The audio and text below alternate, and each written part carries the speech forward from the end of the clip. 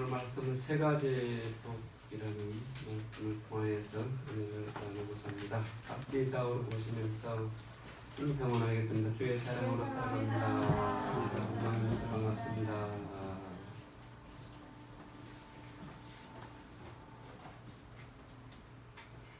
오늘 우리나라에 있어서 교회가 많은 그런 어려움을 사실 당하고 있습니다. 한국 교회가 지금 국가라고 하는 어떤 그 제도로부터 상당하게 억압을 당하고 있는 그러한 가운데 있습니다. 지금까지 제가 살면서 교회에 대해서 이렇게 정부가 나서서 핍박을 하는 경우는 처음인 것 같습니다. 왜냐하면 현 정부는 교회를 공식적인 그 예배를 해간 다른 모임들은 하지 말라고 그렇게 말을 하였고, 또 그런 모임을 하게 될 때는 벌금을 매기겠다. 문제가 일어나게 되면은 모든 책임을 교회에 묻겠다라는 그러한 정부의 발표가 있었습니다. 교회의 목사뿐 아니라 교회에 나와서 참여하는 성도들까지도 300만 원의 벌금을 물릴 수 있다. 이렇게까지 정부에서 발표를 하였어요. 왜 그러느냐? 교회에서 코로나 바이러스가 일어날까 봐서 이제 그렇게 말을 하는데, 지금까지 교회에서 코로나 바이러스가 나타난 환자들은 전국적으로 200명이 안 됩니다. 그리고 그 원인도 교회 자체가 아니고 밖에서 코로나 바이러스가 걸려서 교회에 왔다가 교회에서 이제 나온 성도들이 코로나 바이러스로 확정이 된 사람들이 200명이 되질 않아요. 2만 명이 육박하고 가고 있는 우리나라 코로나 바이러스 환자에 비해 보면은 2%가 안 되고 0.5% 정도 되는 그러한 수치에 불과합니다. 그럼에도 불구하고 교회가 마치 코로나 바이러스를 퍼뜨리는 것 같이 그렇게 교회만 자꾸 그러고 있어요. 성당도 아니고, 성당도 말 안 하고, 절간도 말 안 하고, 유일하게 교회만 그렇습니다. 교회보다 더 많이 모이는 관공서, 매일매일 그들은 모여서 업무를 보고 또 밥도 같이 먹고, 수많은 사람들이 모이는 식당들, 불특정인들이 타고 다니는 지하철, 모든 것은 정상적으로를 운행을 합니다. 근데 유일하게 차별하는 곳이 교회입니다. 차별하여서 핍박을 하는 것이죠.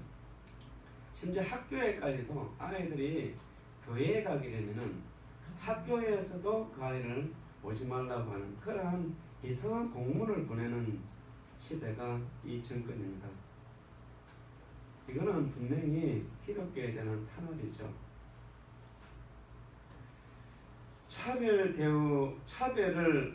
차별금지법을 만드는 사람들이 교회에 대해서 차별을 하고 있어요.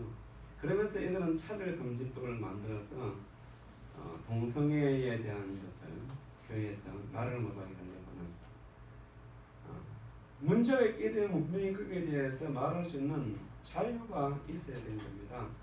동성애를 통하여서 나타나는 많은 질병들이 있고 사회적인 문제가 있음에도 불구하고 이것을 하지 못하게 하려고 하는 것이 차별금지법을 만들고 있는 겁니다.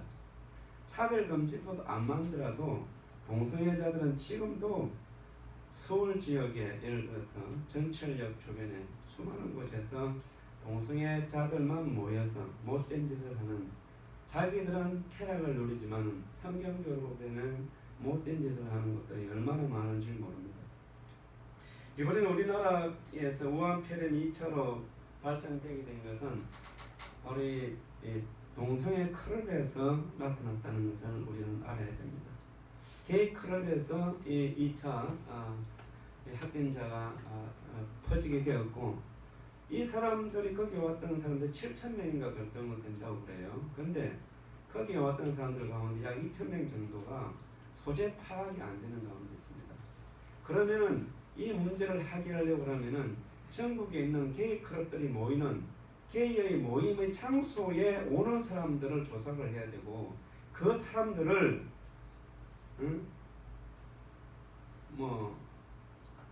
예, 말을 안 듣게 되면은 전에 보니까 막 그러다만 언론에 내세워가지고 쳐들어가고 그러다만 왜 얘들에 대해서는 그냥 두고 아무 이 코로나 바이러스와 관계가 없는 교회에 대해서 이렇게 정부에서 핍박을 하는지 여러분 이해가 안 되죠?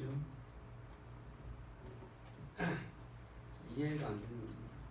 그런데 이러한 일들은 사실은 성경적으로 보게 되면은 구약의 시대로부터 시작해서 예수님이 오실 때 예수님 사역 가운데서도 교회가 시작되는 단계부터 이러한 불합리한 핍박이 계속되어 왔다는 것을 우리가 알아야 됩니다. 하나님께서는 이러한 우리 가운데 교회에 대한 핍박을 교회가 어떤 문제를 일으켜서 정부에 제재를 한다고 한다면은 교회가 따라야죠. 정부가 하라고 하는 대로 교회가 그동안에 다 했습니다. 큰 교회에서는 예배도 안 드리고 한동안에 그리고 이제 예배를 드리는 데는 정부에서 요구하는 모든 조건에 따라서 열 감지기를 갖다 놓고 전부 다 큰 교회는 다 해요. 그런데 교회를 이렇게 핍박한다는 것은 도저히 납득을 할 수가 없는 겁니다. 이러한 핍박이 오는 것은 결국은 하나님께서 우리에게 축복해 주실 것이라는 그 믿음이 여러분들 가운데 있기를 원합니다. 아멘. 교회를 핍박하게 되면 교회가 무너지는 것이 아니라 교회는 핍박을 할수록 교회는 부흥하게 되어 있는 겁니다. 이것이 기독교 역사의 아이러니한 현상인 것이죠. 교회가 그냥 외부에서 가만히 두게 되면은 부패될 가능성이 있어요. 교회도. 그런데 교회가 박해를 받을 때에는 절대로 부패하지 않습니다. 이것이 교회의 역사예요. 그래서 초대교회 300년 동안 교회가 그렇게 많은 희생자를 내고 그렇게 많은 선교자를 내고 그렇게 많은 사람들이 짐승의 밥이 되었지만은 교회는 없어진 것이 아니고 로마를 잡아먹은 거예요. 이 나라, 이 민족이 한국 교회를 통해서 새로운 역사의 단계로 일어날 것을 믿음의 눈으로 바라보는 저 여러분이 되기를 원합니다. 아멘. 하나님께서 아브라함을 부르시고 아브라함에게 제일 먼저 하신 말씀이 뭐예요? 복을 주시는 겁니다. 내가 복을 주겠다. 아브라함에게 가장 필요한 것이 뭐였어요? 자녀의 복이죠. 자녀를 주겠다. 하늘의 별처럼 바다의 모래처럼 땅의 티끌처럼 내가 복을 주겠다고 말씀하셨어요. 또 하나님께서는 아브라함에게 가나안 땅을 주겠다고 말씀하셨습니다. 가나안 땅. 또 하나님께서는 아브라함에게 복의 근원이 되겠다고 복의 근원이 되게 하겠다고 말씀하셨어요. 네 자손을 통해서 모든 민족이 복을 받게 하겠다. 이렇게 말씀하셨습니다. 하나님께서 말씀하신 이 축복, 아브라함에게 주신 이 복은 그냥 그 다음 날부터 이루어지는 것이 아니고 엄청난 고난과 역경과 시련의 세월을 통하여서 그 하나님께서 약속했던 복이 이루어진다는 것을 우리는 성경을 통하여서 역사적인 과정을 통하여서 보게 됩니다. 결국은 아브라함에게 그 자손들에게 주어진 그들이 받았던 그 고난과 어려운 역경의 삶은 결국은 하나님께서 주시고자 했던 그러한 언약의 성취로 나타나게 되는 것을 보게 됩니다. 이스라엘 백성들이 404년 동안 애굽에서 노예를 살고 또 40년 동안 강야의 삶을 살았어요. 자, 그런 가운데 있어서 이스라엘 백성들은 멸망하지 않고 우리 하나님께서 주신 그 축복을 받아 누리게 되는 것을 보게 됩니다. 우리에게 있어서도 마찬가지입니다. 한국교회에서도 이런 어려움을 하나님 주시는 것은 한국교회를 통하여서 다시 한번 이 민족을 이끌어갈 수 있는 그러한 단계로 끌어올리려고 하는 것이다. 저는 그렇게 믿음의 눈을 가지고 바라봅니다. 왜냐하면 이번 이 코로나 바이러스로 인하여서 교회마다 하는 말이 그동안에 교회 다녔던 사람들이 많은 사람들이 교회에서 이제는 교회를 나오지 않는 그러한 사람들이 많이 있어요. 어떤 사람이 안 나올 것 같아요? 믿음 없는 사람들이 안 나오겠죠. 교회는 다니지만 교회에서 많은 문제를 일으켰던 그러한 사람들이 어떻게 보면은 이번 기회를 통하여서 그들이 교회를 떠나는 그러한 계기가 될 수도 있고, 이러한 고난이 오히려 교회 성도들을 하여금 더 믿음을 강하게 하는 그러한 계기가 되는 줄로 믿습니다. 아멘.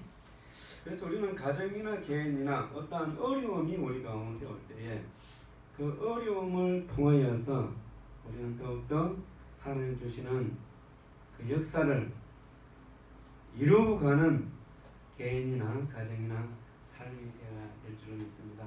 그 고난이 고난으로 끝나고 어려움이 어려움으로 고통으로 끝난다고 한다면은 아무 의미가 없는 것입니다. 하나님께서 우리 가운데 고난과 어려움을 주는 것은 그 고난과 어려움을 통하여서 우리를 축복을 해 주시려고 하는 것입니다. 오늘 본문 말씀에 바로 그러한 말씀인데요. 당시 가이오라고 하는 사람이 건강이 좋지 않았던 걸로 보여집니다. 그래서 요한 3서에서 이 가이오라고 하는 사람을 향하여서 2절에 보면은 사랑하는 자여 네 영혼이 잘된 같이 내가 범사에 잘되고 강건하기를 내가 기도한다는 것이죠. 간구한다고 말씀하고 있습니다. 우리가 예수를 믿게 되게 되면 이 세 가지의 축복을 받아 누리는 저와 여러분이 되기를 원합니다. 아멘. 첫 번째 이 복은 우리의 영혼이 잘 되는 것입니다. 우리가 믿음 생활하면서 하나님 자녀로서 복된 삶을 살아야 될 줄 믿습니다. 아멘. 이 땅에서 가장 큰 복은 뭐라고 생각하십니까? 재산을 많이 소유하는 거요? 높은 배설을 하는 것, 어떤 사회적인 진출을 하여서 명성을 얻는 것, 그것 하나의 세상의 복일 수 있고 우리 삶에 있어서 복일 수도 있습니다. 그러나 가장 큰 복은 바로 영혼이 잘 되는 것입니다. 내 영혼이 잘 되는 것이 내 영혼이 잘 된다는 것이 무슨 말씀이냐 하면은 바로 우리가 하나님의 자녀가 된다는 것이에요. 아멘. 하나님의 자녀. 세상의 것을 다 얻어도요, 영적으로 하나님과 아무런 관계가 없으면은 그 사람의 삶은 불행한 것입니다. 그래서 우리 새살교회 성도 여러분들은 이미 행복한 사람들인 줄로 믿습니다. 아멘. 예수 그리스도를 믿는 그 사람은 그 영혼이 이미 구원을 받았기 때문에 그 사람은 복된 사람입니다. 복된 사람. 예수님께서 이러한 말씀을 하신 적이 있습니다. 어떤 부자가 추수를 했는데 너무 많은 것을 추수를 했어요. 너무 농사가 잘 되었어요. 그래서 그날 밤에 이제 추수한 부자가 생각하기를 이 많은 곡식을 어떻게 하지? 창고에 채우고도 남는데 그러면서 고민을 하다가 마침내 결론을 내렸습니다. 창고를 지어가지고 이 곡식을 그곳에 채우면 되겠다. 그럴 때 예수님께서 그 부자에 대한 말씀을 계속 이어가시면서 그 영혼을 그날 밤에 데리고 가면은 그 부자에게 있는 그것이 그 사람에게 무슨 의미가 있겠느냐라고 하는 말씀을 하였습니다. 자, 하나님께서 우리 가운데 물질을 여기 주는 의미가 한 두 가지로 요약을 해볼 수 있는데, 하나는 하나님께서 우리 가운데 주시는 어떤 물질이 있을 때에 그 물질을 하나님께서 원하시는 방법으로 우리가 사용해야 된다는 의미가 좀 담겨져 있어요. 그러니까 많은 물질을 가지고 자기만 잘 먹고 잘 살고 누리기 위하여서 큰 창고를 지어서 저장해 놓는다. 이거는 하나님의 뜻과는 조금 다른 것 같아요. 성경 구약이나 신약에 주님의 삶의 모습을 볼 것 같으면은 첫 번째 우리가 행해야 될 행위적인 삶에 있어서는 하나님을 사랑하고 이웃을 사랑하는 것이죠. 그러면은 자기의 창고에 닫혀왔으면은 그 나머지는 주님이 주신 이 물질을 주님이 이웃을 사랑하라고 하셨으니까 이것을 힘들고 어려운 사람들에게 나누어 줘야 되겠다. 그러면은 그날 밤에 하나님께서 그 영혼을 어떻게 하겠어요? 데려가겠어요? 놔두겠어요? 그 일을 해야 되니까 놔둘 거잖아요. 근데 데려가는 거예요.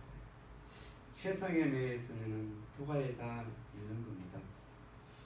영혼도 잃고 세상의 누리는 축복도 잃게 되는 것이죠. 이것이 바로 어리석은 사람입니다. 우리가 무엇보다 영적인 복을 누리는 저와 여러분이 되어야 될 줄로 믿습니다. 아멘. 우리가 예수를 믿게 되게 되면 우리는 이미 세상에 속한 사람이 아니고 우리가 어디에 속한 사람이에요? 하늘에 속한 사람입니다. 골로새서 1장 13절에 보면 그가 우리를 흑암의 근처에서 건져내사 그의 사랑의 아들의 나라로 옮기셨다고 말씀합니다. 옮기셨으니 또 우리가 잘 아는 에베소서 2장 5절 6절에 보면은 허물로 죽은 우리를 그리스도와 함께 살리셨고 또 함께 일으키사 그리스도 안에서 함께 하늘에 앉히시니라고 말씀합니다. 그러니까 예수를 믿게 되게 되면은 죽어서 하나님의 나라에 가는 것이 아니고 이미 그 믿는 사람은 그리스도와 함께 하늘에 우리가 앉힌 자가 되었다는 것이 이건 시대적으로 과거입니다. 미래적인 앉혀질 것이 아니고 이미 우리는 하나님 그리스도와 함께 하늘의 보좌에 앉혀진 자가 되었다라고 하는 것이에요. 우리는 이러한 복을 누리고 삽니다. 영혼이 잘 된다는 것은 영혼이 잘 되는 것은 바로 이러한 삶을 말하는 것이죠. 영혼이 잘 되는 그 길은 이러한 우리가 하늘에 속한 사람으로서 우리가 갈 때에 무엇보다 우리는 성령의 열매를 맺어야 됩니다. 영혼이 잘 된다는 것은 성령의 열매를 맺는 삶이에요. 성령의 열매. 성령의 열매는 갈라디아서 5장 22절부터 23절에 쭉 나옵니다. 성령의 열매. 우리는 육체의 소욕을 따라 살지 않냐고 이 영혼이 잘 되는 사람은 성령의 소욕을 따라서 살아야 하는 것입니다. 성령의 소욕은 어떤 삶이냐? 바로 예수 그리스도의 성품을 따라 사는 사람이에요. 성령의 소욕. 성령의 열매는 이 예수 그리스도의 성품을 담는 것을 말합니다. 성령의 열매는 첫 번째로 말할 때 뭐라 그래요? 사랑이라고 합니다. 사랑. 하나님이 우리를 사랑하듯이 주님이 우리를 사랑한 그 사랑의 성품을 갖는 것을 성령의 열매를 맺는 거라고 말씀하는 것이죠. 그것이 영혼이 잘 되는 것이에요. 영혼이 잘 되는 것. 또 성령의 열매 가운데는 뭐가 있어요? 화평케 하는 것이 있습니다. 화평케. 예수님께서 이 땅에 오셔서 하나님과 우리 사이가 원수된 것은 뭐였어요?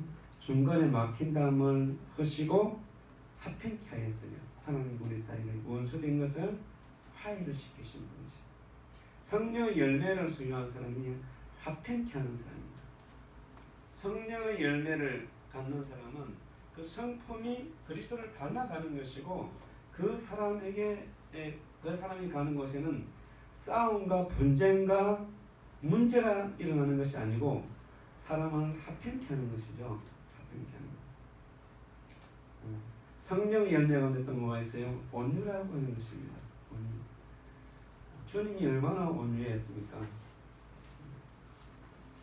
사람들에게 핍박을 받고 두들겨 맞고 채찍질 맞고 옷을 벗겨져도 주님은 어린 양처럼 온유했어요. 오히려 그들을 향해 하나님께 기도합니다. 저들의 죄를 사하여 주옵소서. 저들이 하는 것을 저들이 알지 못하나이다라고 말씀하였습니다. 그것이 주님의 성품, 성령의 열매는 거예요. 우리가 주님처럼 성령의 열매를 우리가 맺는 저와 여러분이 되어야 될 줄 믿습니다. 아멘. 딴 때 같으면요, 제가 오늘 아침에 좀 화를 냈을 것 같아요.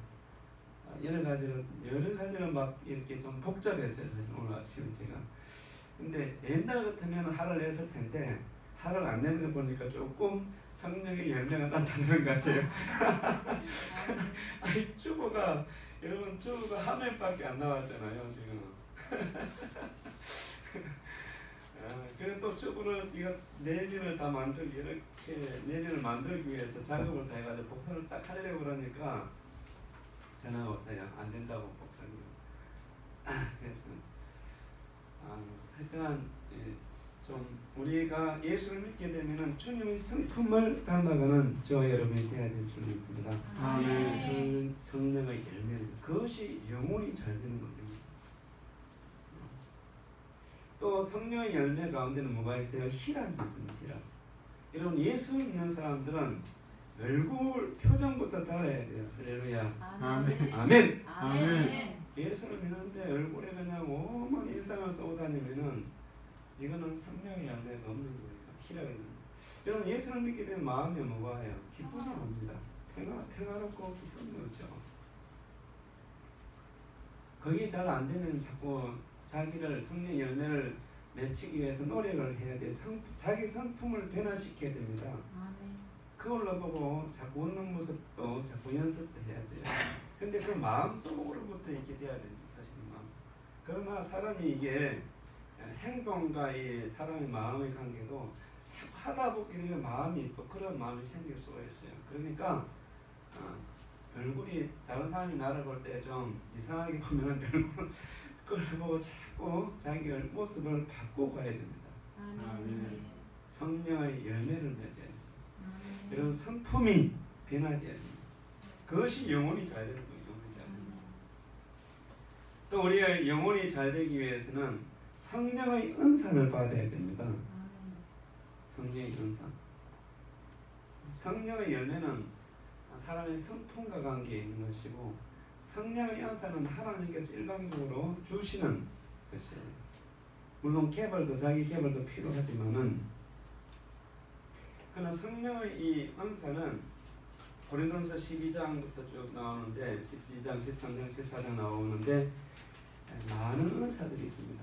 이 성령의 은사를 받으면 왜 성도들에게 큰 유익이 되느냐면은 성령의 은사가 본인에게 나타나게 되게 되면은 하나님에 대한 영의 세계에 대한 분명한 확신이 갖게 돼요. 이게 성령의 은사에 대한 아주 강점인 것입니다. 여러분들이 어떤 기도를 할 때에 혼자 기도를 할 때에 성령이 임해가지고 말이에요. 방언을 막 하고 성령이 임해가지고 예언할 수 있는 그런 능력이 주어지고 여러분들이 기도하는 거 찬양하는 가운데 막 그냥 우리나라 말로 찬양해야 되는데 막 방언송을 하는 사람이 있어요. 방언으로 막 찬양하는 사람이 있고요. 또 방언을 하게 되면 어떤 사람들은 그 방언을 듣고 통역을 해줘. 통역을 해주는 사람이 있어요. 또 어떤 사람은 은사를 받을 때 뱀 고치는 은사를 받는 사람이 있어요. 뱀 고치는 은사를 받게 되면은 막 손을 얹으면은 막 그냥 어떻게 돼요? 역사가 나타나요. 여러분 차범근 축구 선수 아시죠? 차범근 축구 선수가 세계적인 선수인데 엄청나게 뛰는 속도가 빠르고 막 그냥 일단 육상 선수처럼 그렇게 뛰는데 그 드리블도 잘하고 골도 잘해요. 독일에 가서 분데스리가에서 아주 그냥 아주 유명한 축구 선수였어요. 근데 이 차범근이가 원래 고대를 다닐 때에 무릎이 안 좋아가지고 엄청 고생을 했어요. 신앙도 없고. 근데 이야기를 듣기를 저 하늘산 기도원에 가면 이천석 목사라고 하는 사람이 있는데 그 사람에게 가서 기도를 받게 되면 병이 낫는다 이 소리를 듣고 차범근이가 이 하늘산 기도원을 찾아간 거예요. 그래가지고 이제 이천석 목사가 안수 기도를 해주는데 딱 펴놓고 기도를 해보니까 차봉원이가 벌떡 일어나서 벌벌 뛰었대. 불 들어온다! 불 들어온다 하면서 아 뜨거워 하면서 그래가지고 차봉원이가 그 이로 무릎 부상 없이 축구 이게 그 독일까지 갔어요. 세계적인 선수로 활동을 하였어요. 그분은 은사가 인도 같은 데 가서 막 집회를 하게 되면은 그분 테이프를 제가 들어봤거든요. 들어보니까 그냥 휠체어를 타고 있는 휠체어가 트럭으로 실려 나간대. 트럭. 근데 힌두교가 이 인도에서는 힌두교가 주류이기 때문에 기독교인들이 가서 집회를 하게 되면 죽을 수도 있다고.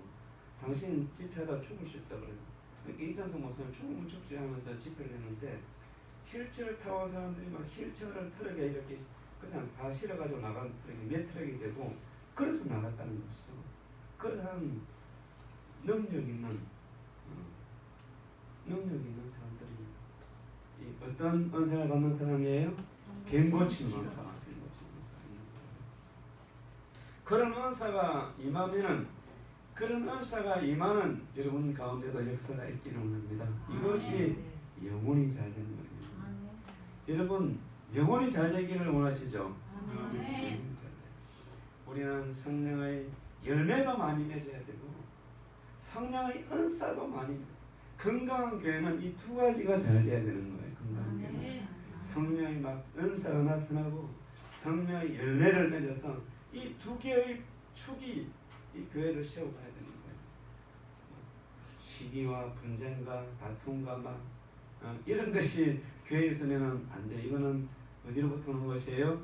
육신의 자로부터 오는 거예요. 육신의 자.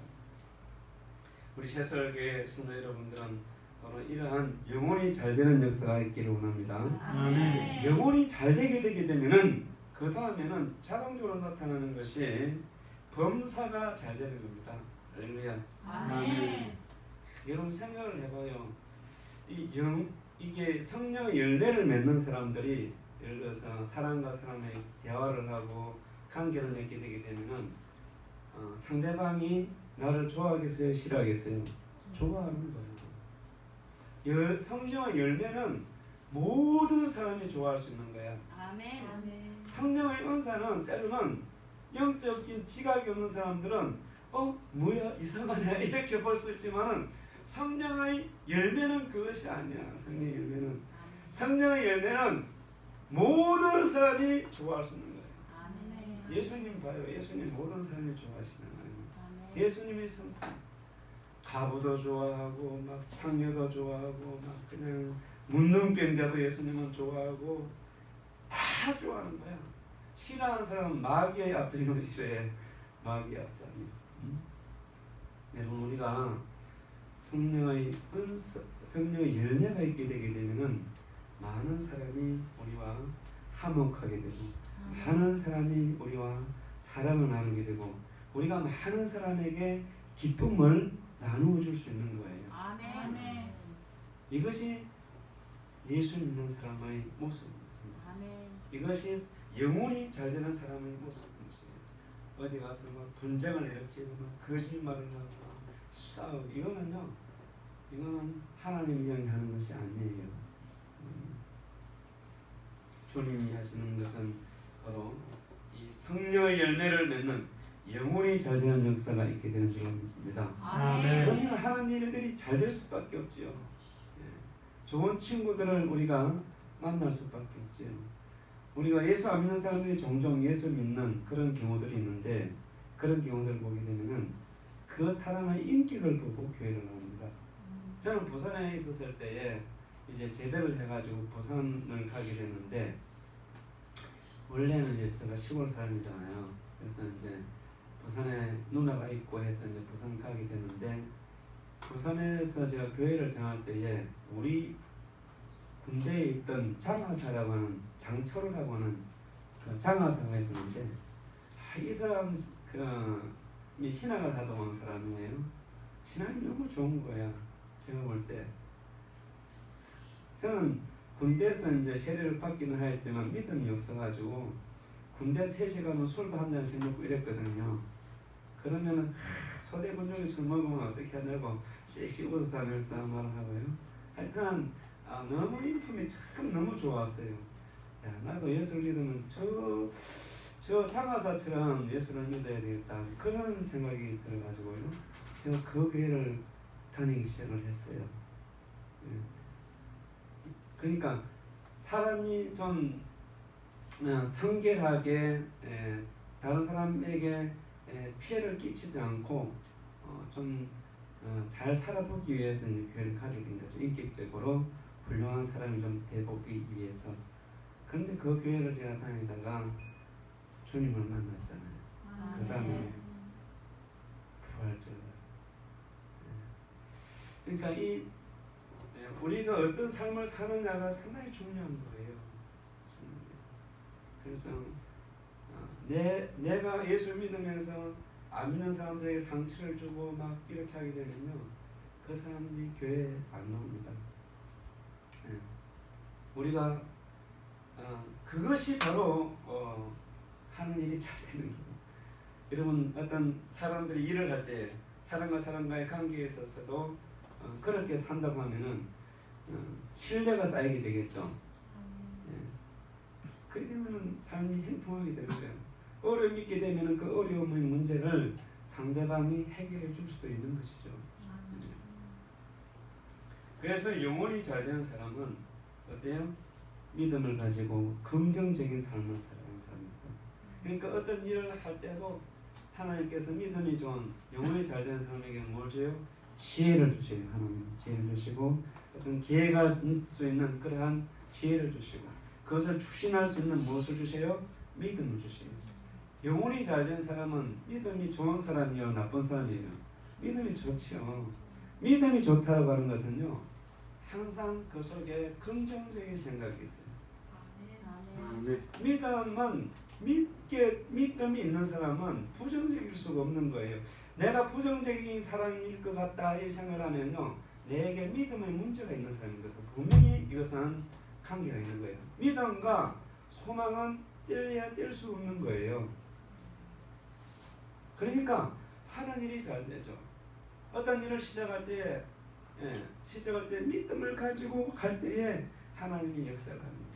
믿음이 있을 때에 그 일을 할 때에 항상 희망이 있게 되는 것이죠. 소망이 있게 되는 것이고. 그래서 여러분들이 그러한 무엇보다도 영혼이 잘 되는 할렐루야. 영혼이 잘 되면은 하는 일이 잘 되게 될 줄로 믿습니다. 또 이 영혼이 잘 되게 되면은 세 번째 복이 있죠. 어떤 복을 받으라고 그랬어요? 강건하기를 원해요. 건강의 복이 있게 되는 줄로 믿습니다. 영혼이 잘 돼야 돼요. 여러분, 우리 가운데 어떤 어려움이 온다 라고 하는 것은 그것을 통하여 하나님의 영광이 드러나는 그런 기회가 될 줄로 믿음을 가지고 바라봐야 됩니다. 강건하기를 원한다는 영혼이 잘 되게 되면은 그 몸이 강건해지는 거예요. 영혼이 잘 되게 되면 자기 몸을 잘 관리하게 되는 거죠. 영혼이 잘 되게 되면은 때로는 뭐예요? 하나님의 은사가 임해 가지고 치유가 되는 겁니다. 여러분, 예수님을 찾아온 사람들 가운데 수많은 사람들이 어떤 사람들이었어요? 환자였습니다. 병자였어요. 예수님께 찾아오면은 문제가 해결되는 겁니다. 병이 치유되고 문제가 해결되는 것이죠. 주님이 채찍에 맞음으로 우리가 나음을 입었다고 말씀하셨습니다. 주님이 십자가를 지시는 과정에서 피 흘리시고 채찍에 맞음이 우리를 건강케 해주는 그러한 길을 열어주셨다는 것이죠. 그 복을 열어주셨다는 것이에요. 그 말씀을 붙들고 기도를 해야 돼. 기도할 때도 말씀을 붙들고 기도할 때 막연하게 기도하시지 마시고 말씀을 마음에 품고 하나님의 말씀을 마음에 갖고 기도할 때에 역사가 일어나는 겁니다. 하나님께서 이렇게 말씀하셨으니 주님 믿음을 갖고 구합니다 하면서 기도해야 돼요. 그럴 때에 역사가 나타나는 것이죠. 하나님의 말씀이 우리 인간의 삶 속에서 이루어지지 않는 일들이 없습니다. 문제는 하나님께 있는 것이 아니고 나에게 있어요. 항상 문제는 우리에게 있는 겁니다. 하나님께 있는 것이 아닙니다. 근데 항상 문제를 일으키는 사람들 보면요, 자기에게서 문제를 찾지 않고 다른 사람에게나 하나님께 문제를 찾아요. 이게 실패하는 사람들의 공통점입니다. 문제는 자기에게 있습니다. 자기에게. 근데 실패하는 사람들의 특징이 문제를 항상 밖에서 찾아요. 밖에서. 근데 문제는 자기에게 있습니다. 오늘 말씀을 맺겠습니다. 우리가 믿음 생활할 때 예상치 못하는 일들이 우리 가운데 일어나는 경우들이 있습니다. 욥을 보십시오. 욥이 얼마나 어려운 사람이고 하나님 앞에 바르게 서 있었던 사람입니까? 그렇지만 욥에게는 엄청난 고난이 왔어요. 그러나 그 하나님께서 고난을 욥에게 주는 것은 욥을 완전히 없애버리려고 하는 것이 아니고, 욥은 그 고난을 통해서 하나님 주시는 2배의 축복을 받게 되는 것을 보게 됩니다. 그러니까 하나님께서 우리 가운데 어떤 고난을 주는 것은 축복을 해주시기 위해서 고난을 주시는 것이다. 이것이 여러분 성경을 가지고 내가 그 믿음을 가지고 바라봐야 돼요. 아멘. 두 번째, 하나님께서는 왜 예수 믿는 사람들에게 때로는 질병이 걸리고 가족들에게 병이 걸리고 고난이 주어지느냐라고 하는 것은 우리가 불완전하기 때문인 거예요. 죄로 인하여서 문제가 있습니다. 그래서 하나님께서는 우리의 문제를 정제시키기 위해서 우리가 더욱더 성숙된 단계로 올려보내기 위해서 항상 우리에게 어떤 문제가 있게 해요.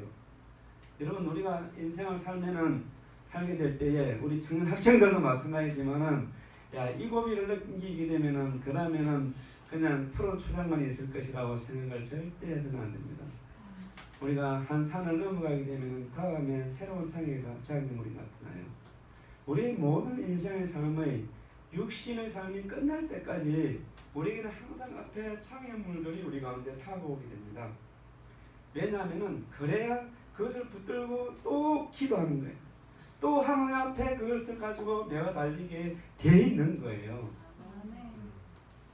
그래서 그것을 통해 하나님께서는 계속 우리의 일상의 삶 속에 우리를 성숙시키시고 우리를 거룩하게 하시고 주님의 성품을 계속 닮아가게 하는 것이죠. 그렇기 때문에 여러분들 어려움이 있을 때 오히려 감사해야 되는 겁니다. 그렇기 때문에 좌절할 이유가 없는 거예요. 중요한 것은 첫 번째예요. 영혼이 잘 돼야 됩니다. 영혼이 잘된 같이 범사가 잘 되고 강건한 축복이 여러분들의 가정의 삶 속에 우리 교회 가운데 있기를 원합니다. 아멘. 기도하겠습니다. 오늘 위해서 함께 마음으로 기도할 때에 이 세 가지의 축복이 우리 새설교회 성도 여러분들의 가정 가운데 있기를 원합니다. 성도들 가운데 있기를 원합니다. 함께 기도하겠습니다.